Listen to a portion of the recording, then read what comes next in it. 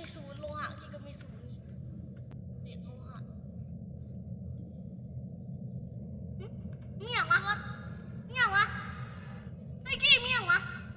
เมื่อกี้ไหนเสียงจริงอ่ะยาใช่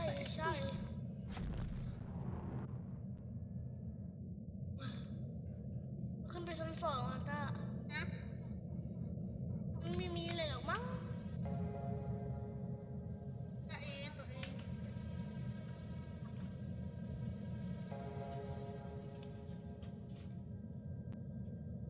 เฮียแล้วเนี่ยผมกาเลยนะก็ทางนี้แหละนี่แหละผมจะไปไม่ไปมันจะไปจะไปเดี๋ยววะเดี๋ยวเอาไปจะกลับมาทางนั้นมันปิดอยู่อ่ะเราจะปิดดูทางหลังมันคือเปลี่ยนดูทางหลังDM ไอ้เบลล่าไหนล่ะเราหากันเลยนั่นมาแล้วเอาบุกเอาบุกไปเราจะเข้ามาอย่างไปลอดซับผีนี่แกยิมขึ้นมาตำรวจขึ้นมาได้นะ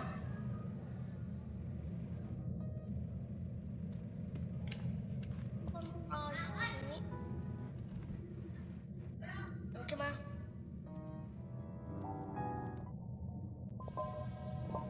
มีประตูไม่ติดถ้าเอาจ้าต้องกดวาร์ปดูไหมมันอยู่ตรงนี้ได้ไงมัน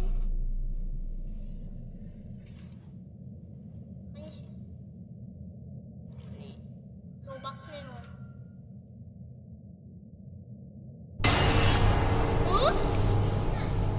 หลงมาแล้วถ้าเราเข้าประตูมิติสีขาวถูกไหมประตูมิติสีขาวที่เข้าเลยขาวจ้วะนะ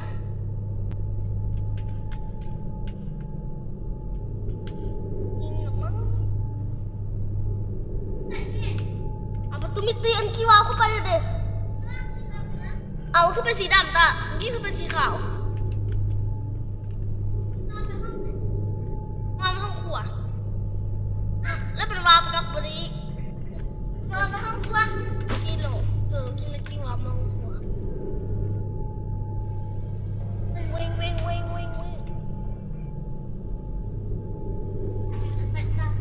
เกี่ยนี่นะ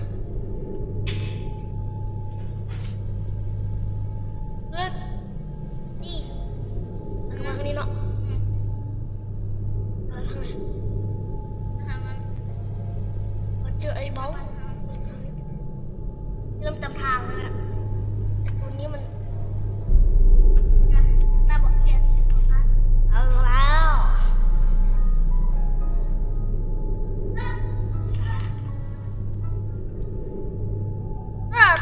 ก็ยาเนี่ยหนูพี่ยาว้าว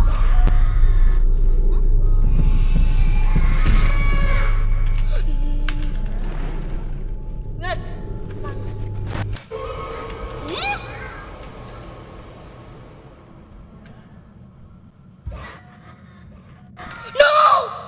no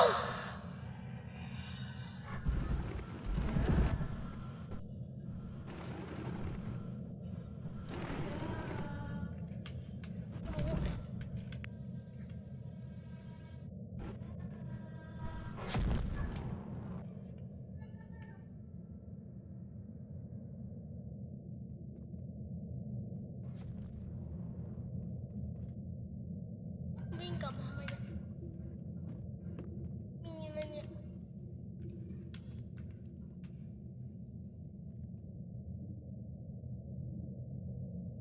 ออกไปจากที่นี่น้ำกี้ไปมันอยู่หน้าเหือนก่อนเราจะออกไปจากที่นี่